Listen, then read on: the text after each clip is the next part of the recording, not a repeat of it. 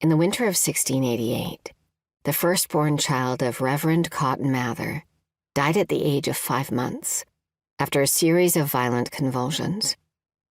Mather described his little girl Abigail as perhaps one of the comeliest infants that has been seen in the world. Though heartbroken, he reminded himself that such great loss was an affliction felt by many. A dead child, he wrote, is a sight no more surprising than a broken pitcher or a blasted flower. Few parents escaped such loss, and some felt it over and over again. Mather's grief for Abigail provides a profound reminder of the injustice of the popular belief that high mortality rates desensitized parents to loss because they avoided becoming attached to their children.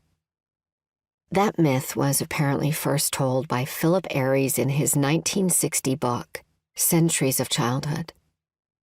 Perhaps its persistence is an indication of how truly unimaginable such a state of existence had become by the mid-20th century. So unimaginable, the grief was imagined away. Historians have provided extensive evidence that parents in former times felt great anguish at the loss of their children, including accounts of physicians treating women so disturbed by the death of a child that they became physically ill or delirious.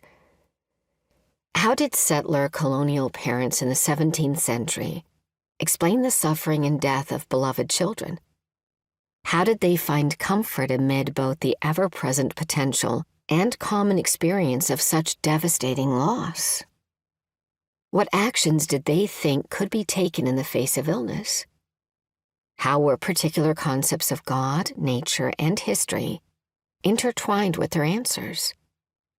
And what alternative explanations of child disease and loss were they intent on replacing? We have relatively few sources with which to answer these questions.